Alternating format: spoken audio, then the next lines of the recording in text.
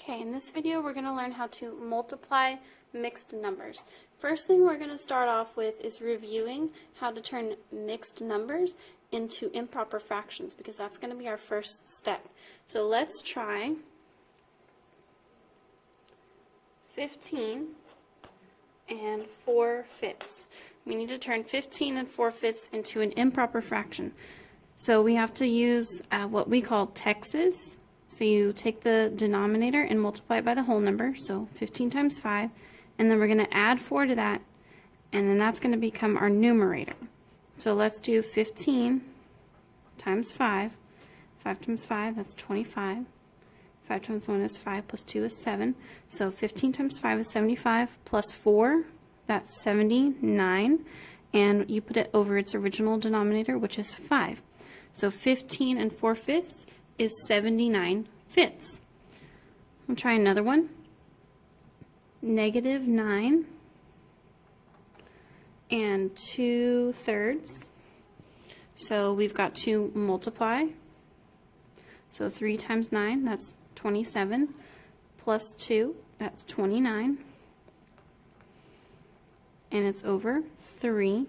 And it was a negative, so it's -29 over 3. And your negative, you usually put it with the top number. Just makes it easier. Okay, one more. 23. How do we turn 23 into a fraction? Put it over 1. So 23 is 23 over 1. So that's our first part. So now let's get to the actual steps. To multiply fractions, it's the same things. So step 1, make everything a fraction. Make everything a fraction.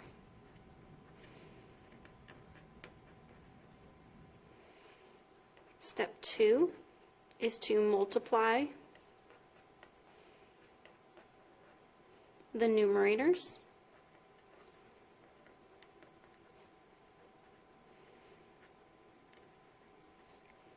Step 3 is to multiply the denominators.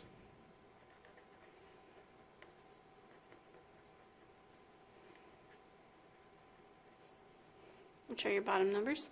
And step 4 is to simplify. Okay, so first make everything a fraction. So if it's a mixed number, you got to turn it into an improper fraction. Step 2, you multiply your numerators. Step 3, multiply the denominators. And step 4 is to simplify. So let's try a couple of examples here. I'll scoot this up. Example 1 is 1/2 times 1/3. So everything's a fraction. So now we can just go to step 2, multiply our numerators. 1 times 1, that's 1. 2 times 3, that's 6. And 1 and 6, they don't have anything that you can divide out from both of them. So that would be our final answer. All right, second example. It's example 2. It's going to be 2 times -3/4. So first we got to make sure everything's a fraction. So that's going to become 2 is going to become 2 over 1, and it's still times -3/4. Now remember, the rules for multiplying positives and negatives is the same thing for integers. It's but now we're doing rational numbers because we're dealing with fractions here. So it's still, if the signs are different, your answer is going to be negative. If the signs are the same, your answer is going to be positive. So now we're going to multiply the numerator. So 2 times -3 is -6, and 1 times 4 is 4. Now -6/4, we can simplify that. We can first divide it by 2. So -6 divided by 2 is -3, and 4 divided by 2 is 2. So it's -3/2, and we know that -3/2, well, that's -1 and 1/2.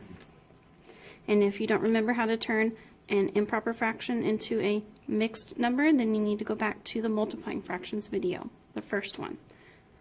All right. Another example here. Example 3.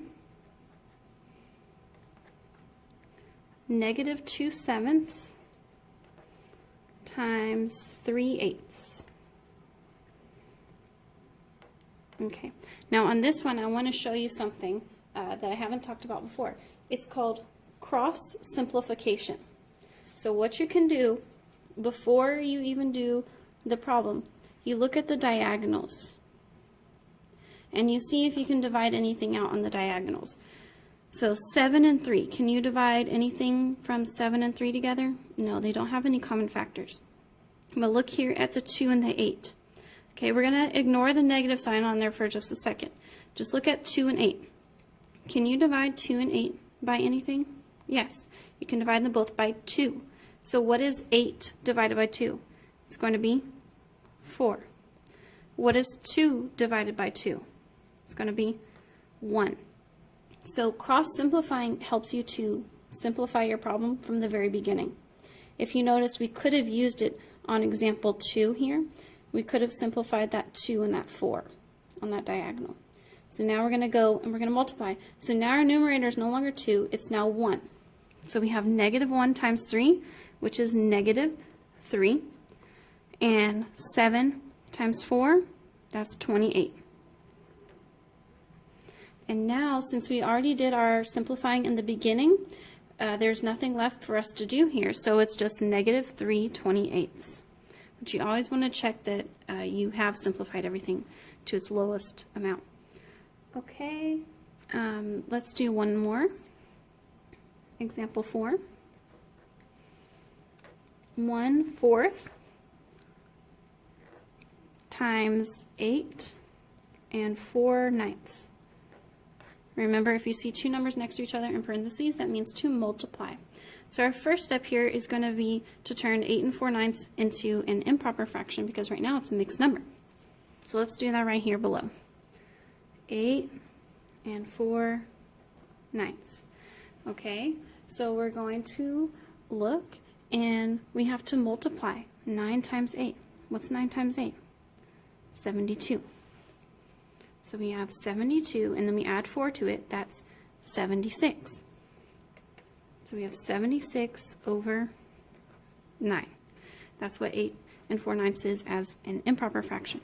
So let's rewrite our problem.